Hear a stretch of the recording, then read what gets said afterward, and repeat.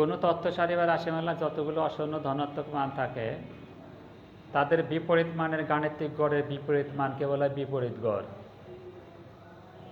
প্রিয় শিক্ষার্থী, আজ আমার আলোচনার বিষয় বিপরীত গড়। বিপরীত গড় কি, বিপরীত গড় সূত্রের ব্যাখ্যা এবং কোনো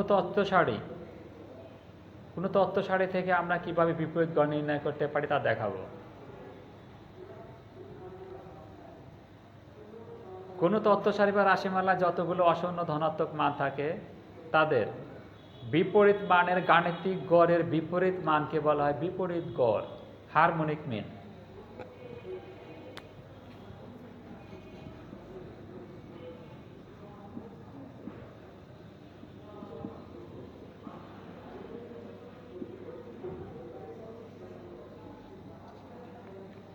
কোনো তথ্য সারি বা রাশিমালা যতগুলো মান দেওয়া থাকে তাদের বিপরীত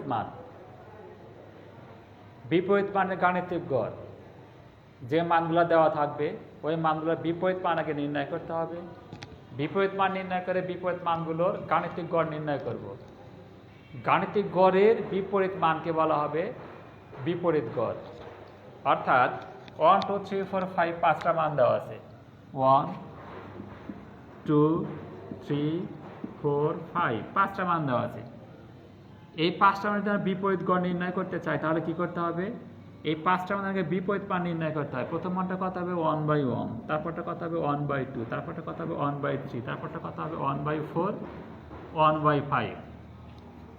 এই পাঁচটা মানের বিপরীত মানে গাণিতিক গড় নির্ণয় করব। অর্থাৎ 1/1 প্লাস 1/2 প্লাস 1/3 প্লাস 1/4 প্লাস কত? 1/5 ভাগ করবো কি দ্বারা? 5 দ্বারা। এটাকে বলবো আমরা বিপরীত মানের গাণিতিক গড়। এইটার বিপরীত মানকে বলা হবে বিপরীত গড়। অর্থাৎ বিপরীত গড় ইকুয়াল টু হবে 1 ডিভাইডেড বাই 1/1, 1/2, 1/3, 1/4, 1/5 ডিভাইডেড বাই 5। এটাকে বলবো আমরা হারমোনিক মিন, বিপরীত গড়।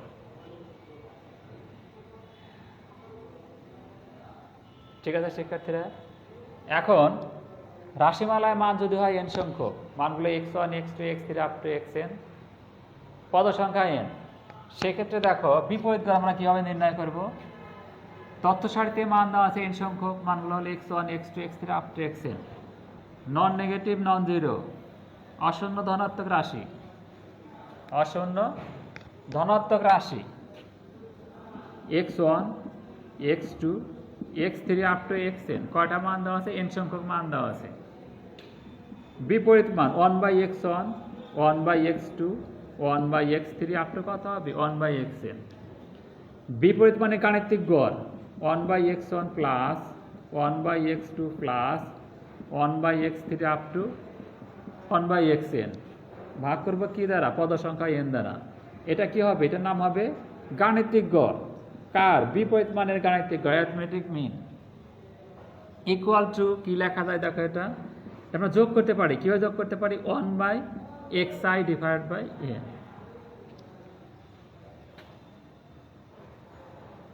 এখন এই যে বিপরীত মানের গাণিতিক গড়, এটার বিপরীত মানকে বলা হবে বিপরীত গড়। অর্থাৎ বিপরীত গড় ইকুয়াল টু হবে, দেখো হারমোনিক মিন ইকুয়াল টু হবে 1 divided by summation 1/xi divide by n equal to 1 into n divided by summation 1/xi equal to কি আসলে দেখো, n divided by summation 1/xi। এটা হবে কার ক্ষেত্রে? অবিন্যস্ত উপাত্তের ক্ষেত্রে বিপরীত গড়। অবিন্যস্ত উপাত্তের ক্ষেত্রে হারমোনিক মিন, বিপরীত গড় ইকুয়াল টু তাহলে কত? যে harmonic mean HM equal to n divided by summation 1/xi।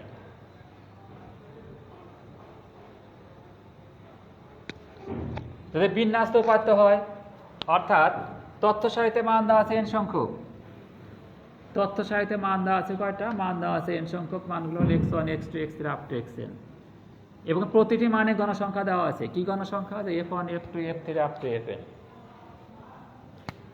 f1 F2 F3 up to কত Fn। আগের মতোই কি করতে হবে, যে মানগুলো দেওয়া আছে তার বিপরীত মান 1/x1 1/x2 1/x3 up to কত 1/xn। x1টা কতবার আছে f1 বার, তাহলে 1/x1টা কতবার আছে f1 বারে আছে এটা। তাহলে এই বিপরীত মানগুলো যদি আমি যোগ করতে চাই তাহলে কি হবে দেখো, f1 divide by x1 plus f2 divide by x2 plus কত হবে f3 divide by x3 up to plus fn divide by xn। এটা গড় নির্ণয় করব, তাহলে কি করতে হবে, মোট গণসংখ্যা দিয়ে ভাগ করতে হবে। এটা কি হবে, এটা হবে অ্যারিথমেটিক মিন, কার বিপরীত মানে গাণিতিক গড়। এটা কত আসে দেখো, এটা ইকুয়ালটা আসবে summation fi divide by xi divide by n। এটার নাম হবে বিপরীত মানের গাণিতিক গড়, বিপরীত মানের গাণিতিক গড়। তাহলে দেখো বিপরীত মানের গাণিতিক গড়ের বিপরীত মান, তাহলে এইচএম বা হারমোনিক মিন ইকুয়াল টু কি হবে, যে 1 divided by summation fi xi divide by n equal to কি হবে, যে n divide by summation fi divide by xi। ঠিক আছে শিক্ষার্থীরা, তাহলে দেখো অবিন্যস্ত উপাত্তের ক্ষেত্রে, অবিন্যস্ত উপাত্তের ক্ষেত্রে harmonic mean HM, harmonic mean HM equal to n divided by summation 1 by xi, এবং বিন্যস্ত উপাত্তের ক্ষেত্রে n divided by summation fi divide by xi। এখন যে কোনো রাশিমালা থেকে বিন্যস্ত এবং অবিন্যস্ত, অবিন্যস্ত এবং বিন্যস্ত যে কোনো ধরনের রাশিমালা বা উপাত্ত থেকে আমরা কি করতে পারবো, এটা নির্ণয় করতে পারবো। কিভাবে নির্ণয় করব, যদি অবিন্যস্ত উপাত্ত দেওয়া থাকে তাহলে লিখবো আমরা জানি বিপরীত গড় HM equal to n divide by summation 1 by xi, যেখানে xi ইকুয়াল টু চলকের মান, n ইকুয়াল টু উপাত্তের সংখ্যা বা পদ সংখ্যা। তাহলে গণনা তালিকায় কি আসবে, গণনা তালিকায় xi আমি লিখে নেব, সে 1 2 3 4 5, xi ইকুয়াল টু কি দেওয়া আছে 1 2 3 4 5। পরের কলামটা হবে 1 বাই xi, অর্থাৎ 1 বাই 1 ইকুয়াল টু মান বের করে নেব 1 বাই 2 1 বাই 3 1 বাই 4 1 বাই 5। এই মানগুলো যোগ করব, যোগ করলে কি বের হবে, সামেশন 1 বাই xi বের হবে। তাহলে এখানে সামেশন 1 বাই xi এর মান বসাবো আর n ইকুয়াল টু 5 বসাবো, তাহলে ওটাকে এটাতে ভাগ করলে কি হবে, অবিন্যস্ত উপাত্তের ক্ষেত্রে বিপরীত গড় বের হবে। অনুরূপভাবে এখানে তাই করতে হবে, এখানে বিন্যস্ত উপাত্ত অর্থাৎ গণসংখ্যা সারণী দেওয়া আছে, শ্রেণী এবং গণসংখ্যা দেওয়া আছে।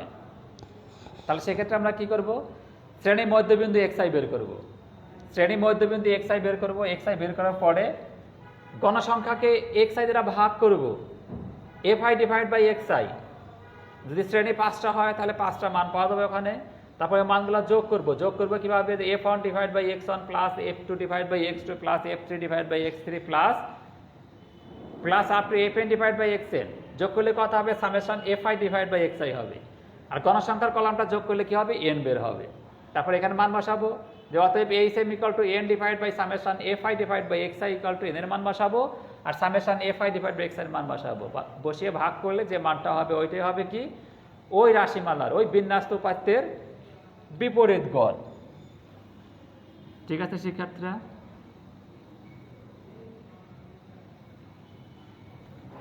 আজ আর নয়, আমার আগামী ক্লাস দেখার আমন্ত্রণ জানিয়ে আজকের ক্লাস আমি এখানে শেষ করছি।